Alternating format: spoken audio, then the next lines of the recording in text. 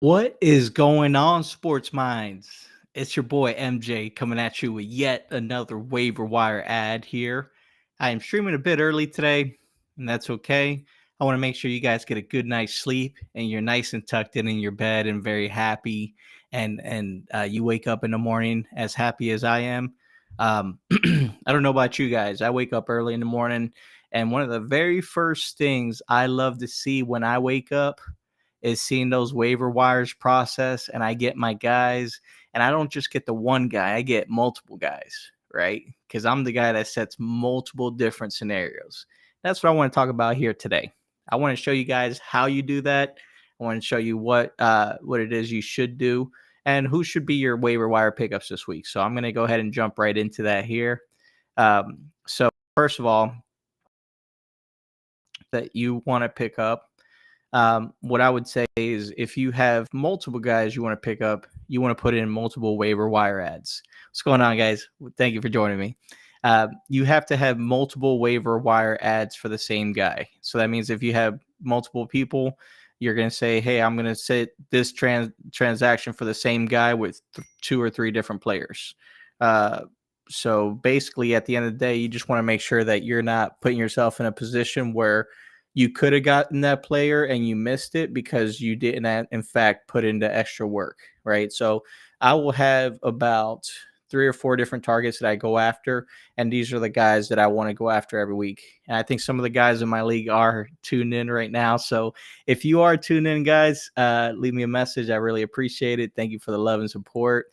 It's always fun. See my guys on there. Thank you very much. But yeah, so uh, without further ado, let's go ahead and jump into these free agency ads for week 3. I'm going to start off with the third ad that we need to look at. His name is Mr. Andre Osavas.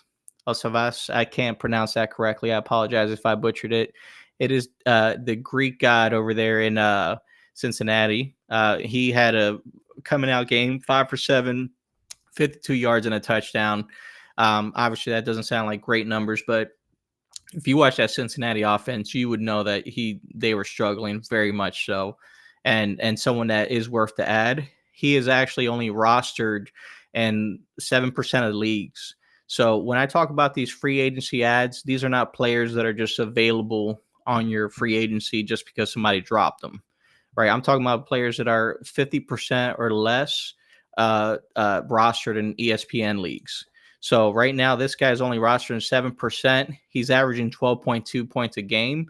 And although I don't think the Cincinnati offense is going to be that sustainable throughout the season or that consistent, one thing I have noticed is when teams double team Chase and T. Higgins is having a bad game, Andre is the one that steps up and gets all the looks. So if you're looking for somebody that's going to be a nice flex level player, someone that you're just going to stash, obviously he ain't going to cost you anything. So go ahead and make a pickup for him, put him on your roster, and just sit him for now. He typically won't have a start value until you're like at bye weeks or at injuries, which this season seems to be pretty often. But he's definitely a player that I would roster and would put some priorities over. Now, my second favorite waiver wire ad of the week. Keep in mind, guys, I'm not going to give you too many because this is Tuesday night. When we go into Wednesday, I mean, that stuff, if you don't watch this the night before, you're really not going to get any of this information. So going into Wednesday, what's going to happen is when these process, this video is going to be a day old. And some of you are still going to have the opportunity to pick up a player. And some of you are going to, unfortunately, not. And that's just how the cookie crumbles here in fantasy football. So the next player that I'm going to say is one of my favorite pickups, and I'm sure he's under everyone's radar. Tight end for the Chicago Bears, Cole Kmet. He was absolutely invisible the first 2 games. The last game, he ended up going 10 for 11, 97 yards and a touchdown. And, man, was he Caleb Williams' favorite target. He was on the field. He was getting all the bailouts. Like when Caleb was under trouble, they kept Cole Kmet short. They kept him close, and he was catching everything. He was breaking tackles. He was doing everything he needed to. So he was a really good security blanket, and something tells me he's going to continue to run that role for the year as long as Keenan Allen is out. So even when Keenan Allen comes back, I think there's going to be some issues with consistency. But of course, Cole Kmet's going to continue to be there as at least a 10-point a game tight end.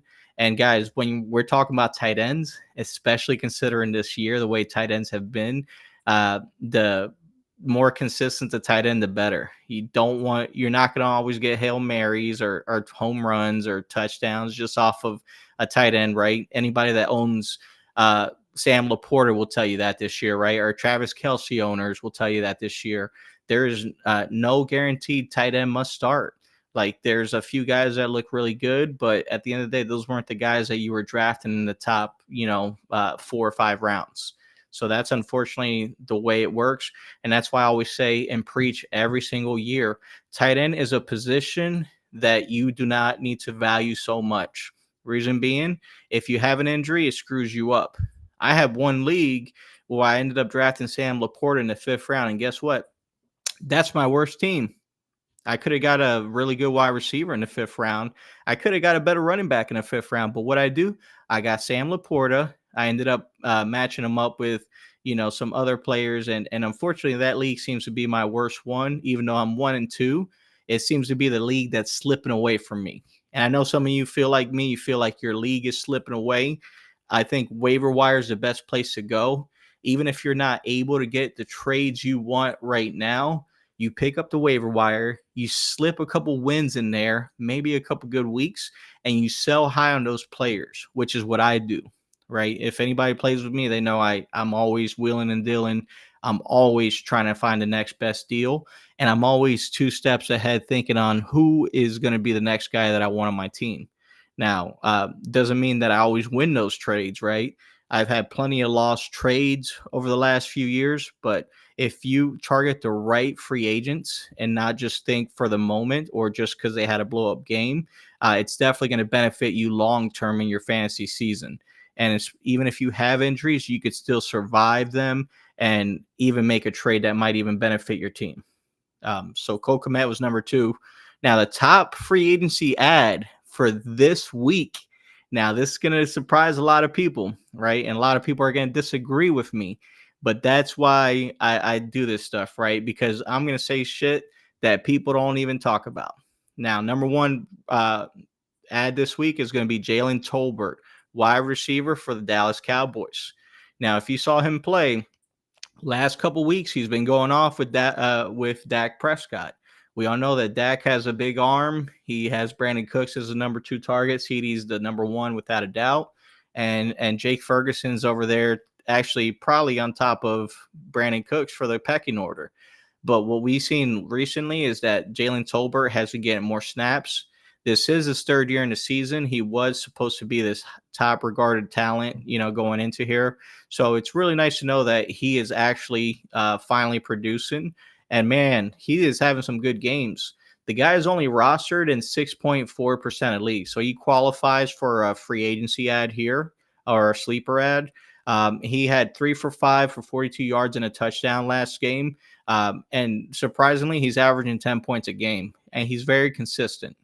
Now, he's not scoring as high as Andre Isavas. He's not scoring as much as Cole Kmet, right? He hasn't had big games like that. His numbers aren't flashy. They aren't gaudy. But what I'm looking at is overall big picture, right? So Jalen Tolbert is on a team that is pass heavy. They love to move the ball. They love to pass all day long. So what does that mean? That means that they're going to be passing the ball. Dak is going to be passing the ball all day long. So Brandon Cooks, as you've seen, is kind of cooked, pun intended. Brandon Cooked is more appropriate for his name now because he's a little bit slower. And you can see he's slowly but surely going down that pecking order. And Jalen Tolbert, he blocks. He's young. He has really good hands, and he has really great route running. So I think he actually, like, if you look at his body frame and his style, he actually looks a lot like CeeDee Lamb as far as like how he plays. Now he's on the level of CeeDee Lamb. Don't take my words and twist them, guys. I'm just saying that he looks like somebody that, can run routes and catch and play in the same role that CeeDee Lamb does. So that means that if they have issues with CeeDee Lamb moving him all over the field, they can have Jalen Tolbert on the opposite side. And that's exactly how they've been running him. So if you're looking for somebody that's going to have not just short-term value, but somebody that's going to be long term for the season, I think Jalen Tolbert is going to be somebody that continues to rise up on the fantasy rankings, and he's going to be somebody that's going to continue to get better. Um, but if you have any questions or any comments, please message here below, comment below. I love to hear what you guys think. Again, waiver wires are tomorrow morning. They process for ESPN at 3 a.m. They process for Yahoo at 6:30, 7 a.m. But if you end up missing it, guys, don't worry. There's still plenty of time. Make those ads, and pretty much most of these guys are going to still be available when you wake up. But if you're like me, you're not going to take that chance, guys. Don't risk your bench on possibly missing up for something small. So if you caught this video over here, you like what you see, and you want to see some more, guys, hit the like button, hit the share button, and make sure you do that after tomorrow, because you don't want your opponents to know what moves you're making. You want to make sure they're 2 steps behind you.